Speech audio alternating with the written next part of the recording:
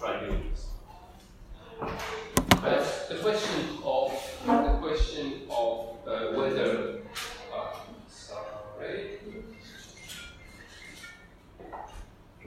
Hello?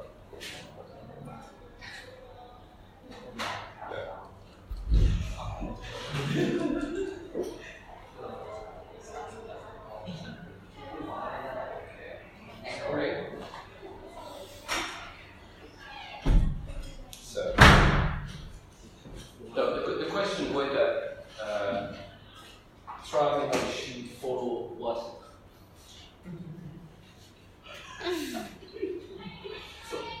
You are trying to call me?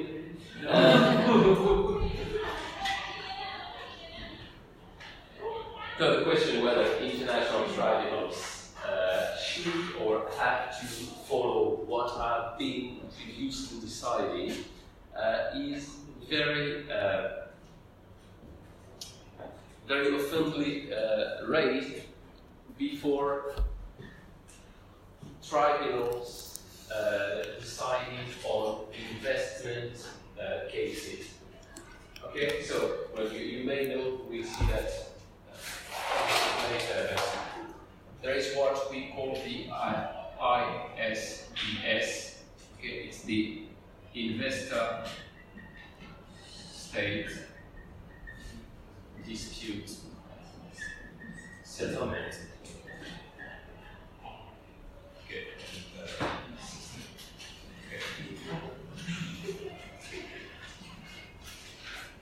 Okay, so ISDS, the Investor State Dispute Settlement System, it means that when you are an investor in a foreign country, you may have recourse to international tribunals to decide on the dispute you may have with the state on the territory of which you made your investment. Okay, so I don't know, a Chinese investor in Cambodia, if the Chinese investor in Cambodia has a problem with the state of Cambodia,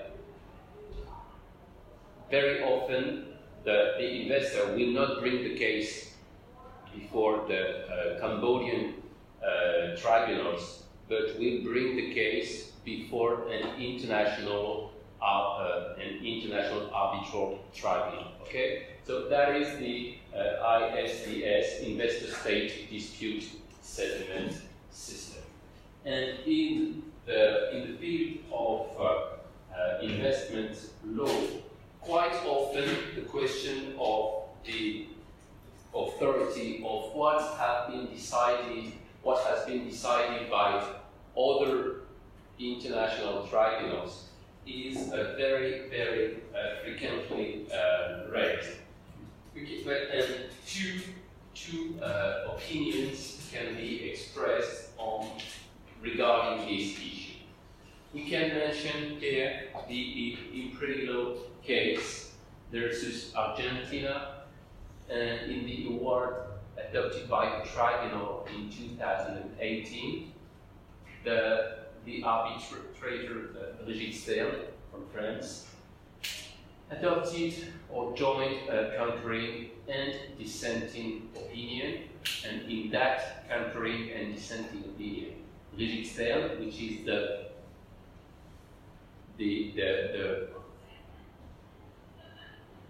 arbitrator that has been designated in the most cases in investor state dispute settlement in the world. So she's a huge specialist of investment law. So in that concurring and dissenting opinion, she states that in any case, it does not appear to me to be a legally convincing argument to rely on former cases as if they were binding precedents. Okay, so that is a statement that is quite basic. Brigitte Stern considers that the tribunal does not have to rely on former cases as if they were binding precedents. So that's what I mentioned earlier. A tribunal has the right to decide without any regard with or to what has been decided previously by other tribunals in like circumstances. Okay? So, Brigitte Stern states that there is a freedom of the tribunal to decide, and there is no obligation to rely on former cases as if they were binding precedent. And we have an other option, an other opinion that is presented here in the Burlington Resources versus Ecuador decision on jurisdiction in 2010. The tribunal considers that it is not bound by previous decisions. At the same time, it is of the opinion that it must pay due consideration to earlier decisions of international tribunals. The majority of the tribunal, so only 2 of the 3 arbitrators decide on this, the majority believes that, subject to compelling contrary grounds, it has a duty to adopt solutions established in a series of consistent cases. It also believes that, subject to the specifics of a given treaty and of the circumstances of the actual case, it has a duty to seek to contribute to the harmonious development of investment law, and thereby to meet the legitimate expectations of the community of states and investors towards the certainty of the rule of law. Okay, so here you have 2 opinions that which are not really consistent one with each other. Brigitte Stern says that there's absolutely no obligation to rely on former cases, on decisions adopted by other tribunals, because of course those decisions are not binding on the other tribunals. And in that case, well, the tribunal reports that it is not bound by previous decisions, but we have something that looks like an exception to that. It must pay due consideration to earlier decisions, so it's not it should or it could or it must pay due consideration. And the majority believes that it has a duty to adopt solutions established in a series of consistent cases. It also believes that it has a duty, so it's an obligation, it has a duty to seek to contribute to the harmonious development of investment law. So here, the tribunal clearly states that there is an obligation to rely on earlier decision. Even if the beginning of the paragraph states the opposite, states that the earlier decisions adopted by other tribunals are not binding on the tribunal. The tribunal says that it has a duty to pay due consideration to those decisions. It has a duty to seek or to contribute to the harmonious development of investment law, etc. So, following such an opinion, the tribunal it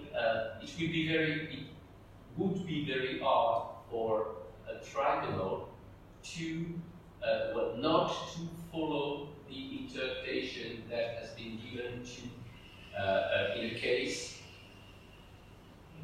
to the provision of a treaty that is involved before the tribunal in a new dispute. Okay, so those are the 2 opinions that you can read in the field of investor-state dispute settlement. Do you know why those 2 opinions are are expressed or presented in many decisions regarding many decisions or many awards regarding the disputes between investors and state.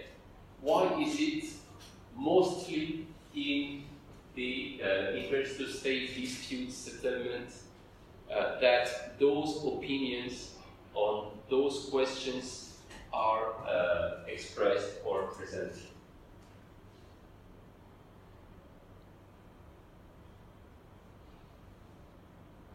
Well, those expressions, duty to seek to contribute to the harmonious development of investment, what is that? Must pay due consideration to earlier decision of international tribunals, etc. Why does the law, the international law of investment, is the main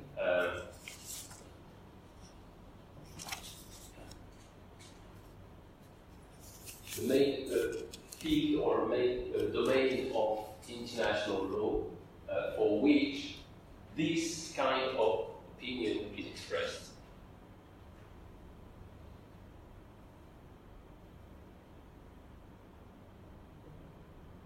We don't find this kind of formulations in disputes regarding the law of the environment or the law of human rights law or the law on delimitations, etc., etc. It is this kind of formulation seems specific to the law of the investment or the investment law. Can you try to understand why or what are the specific characteristics of the investor-state disputes that could justify that there is this debate on the authority of the decisions adopted by other tribunals in previous cases?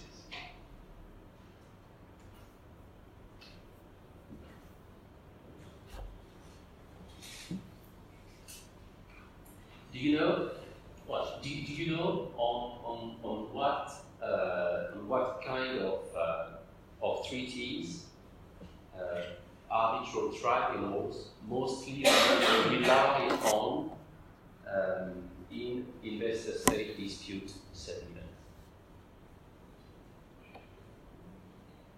Do you know what? We will mention that later. Do you know what is this?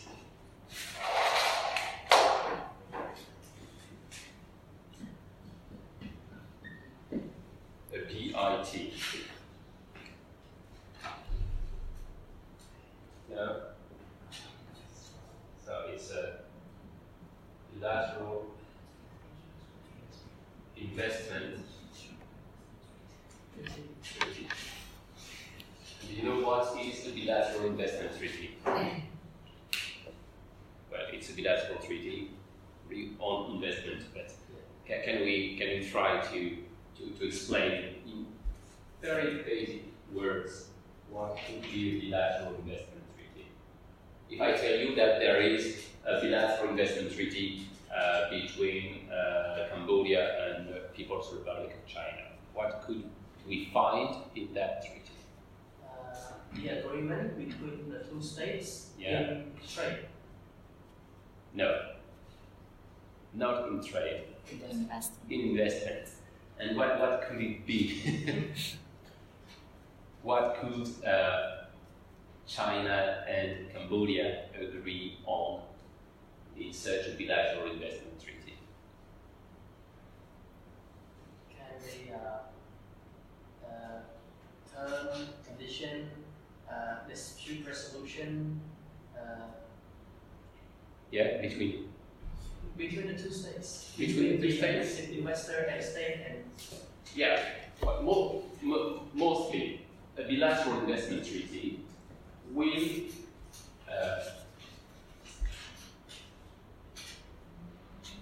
define the conditions of the investment of the nationals, of the citizens of one state on the territory of the other one.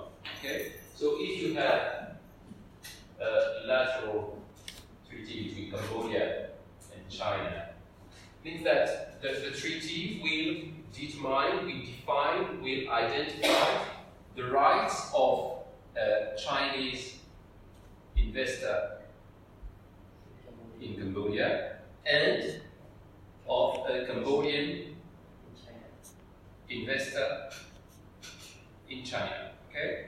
So, when there is a bilateral investment treaty between two states, the investors from one state on the territory of the second state will have some rights. The rights to be protected against expropriation, the right to be treated in a fair and equitable way. The right to have recourse to investor-state international dispute settlement, etc., etc. So, the bilateral investment treaties are treaties providing rights to the investors and mostly putting some obligations on the state, and there are some reciprocal treaties. Is that here the Chinese investor has some rights against Cambodia, and the Cambodian investor has some rights against the state of China. So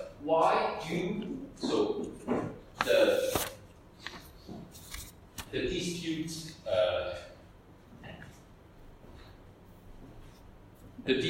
the proceedings between investors and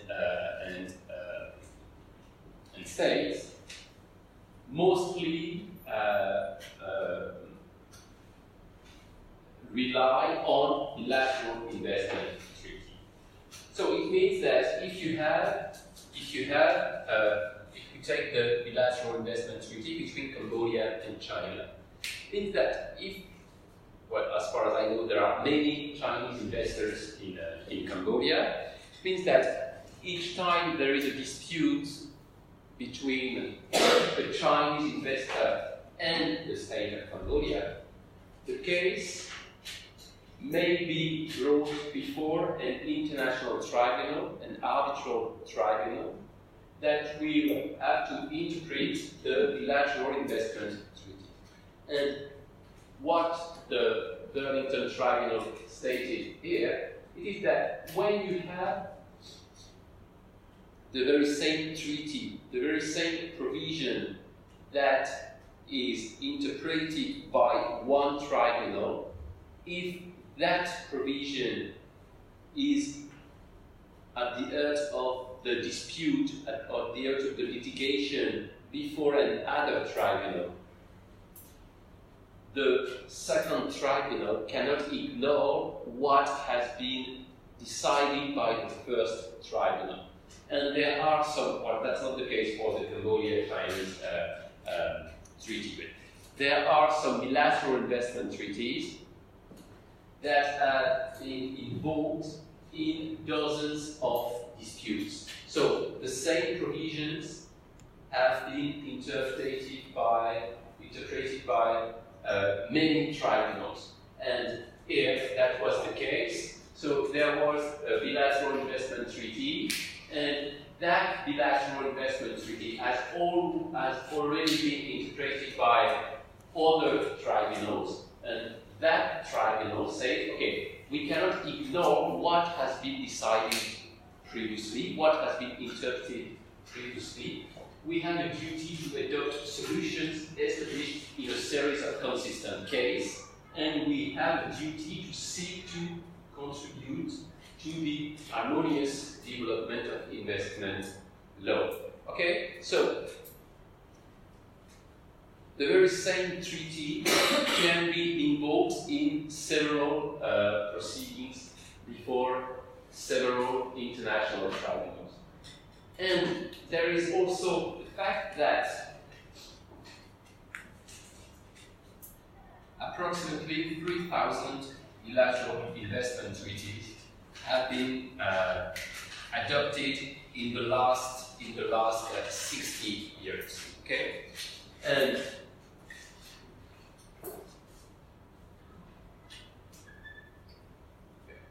three 2,300 to 2,400 are in force. Okay, so some are not in force anymore, some are not yet in force. But among those 3,000 bilateral investment treaties negotiated and adopted in the last 60 years, approximately 2,300 to 2,400 are currently in force. And those treaties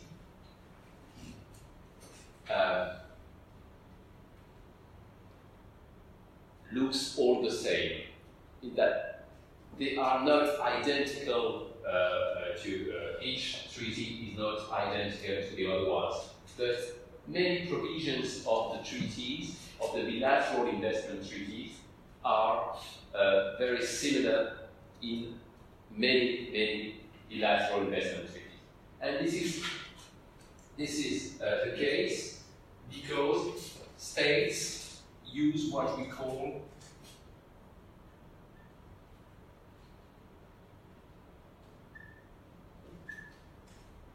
some models of bilateral investment treaty. So there is a French model of BIT, there is a Cambodian model of BIT as well. Almost 70 states in the world have their own model of their own national model of bilateral investment treaty. What could it mean to have a model of bilateral investment treaty?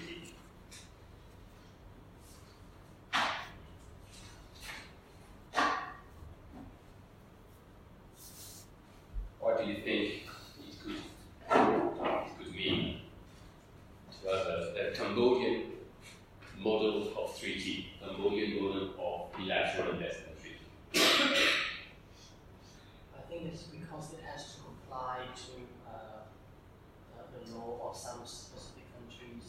For example, in order to bind the bilateral investment treaty with France, for example, you have to follow some specific criteria that maintain the reciprocity between the two states. Yeah, that could be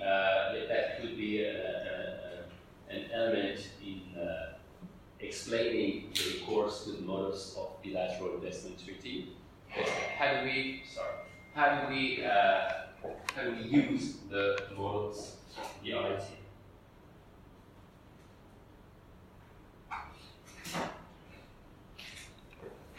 Well, my question is actually,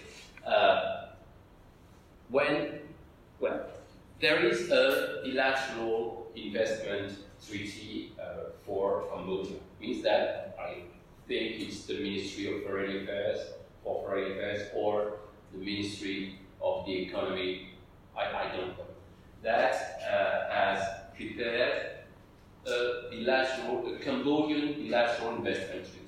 What does it mean? It means that when Cambodia is going to a negotiation with a partner state to negotiate a bilateral investment treaty, Cambodia is coming to the negotiation saying, I want that. That's what, according to Cambodia, a bilateral investment treaty should be or should look like.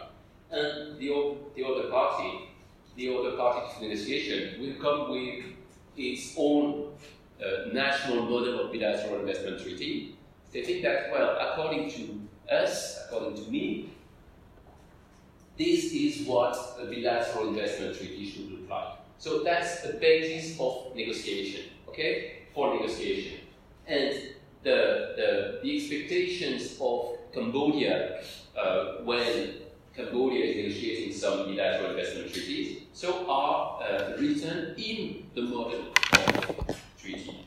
And of course, if a state can impose its own model, then all the treaties negotiated and adopted by that state in the field of investments will be the same or almost the same. Okay? So, well, I don't know how many DIT Cambodia signed or ratified, but some states like Germany. Germany is the country which has signed, ratified, concluded the most bilateral investment treaties. It's something like 129 or 130.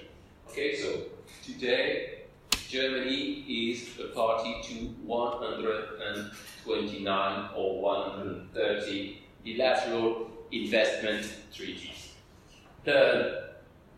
Of course, those treaties are not exactly the same. There are some differences, but most of the provisions in each of the 129 or 130 treaties are identical to the other provisions, etc., etc. So, of course, if you have some decisions of international tribunals stating that the meaning of, I don't know, Article 2 of the IT concluded between Germany and Cambodia, if a tribunal said that the meaning of this provision is that, it will be, of course, complicated for another tribunal to say that the meaning of this provision in the same treaty is different, or even to say that the meaning of the same provision, even if it's in another treaty concluded between Germany and Vietnam, if it's the very same provision, it will be hard for another tribunal to say that the meaning is not the one that has been identified by the first tribunal. So, as we have a huge number of treaties, and as the treaties almost all look the same, the question of the authority of the interpretation given by other tribunals is very often raised before arbitral tribunals dealing with investment disputes. Okay? Yeah? Okay, so that's the last point on the question of interpretation. Okay? So, let's see that.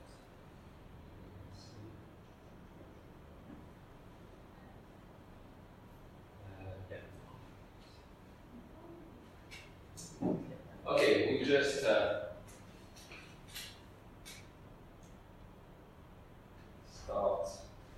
with that.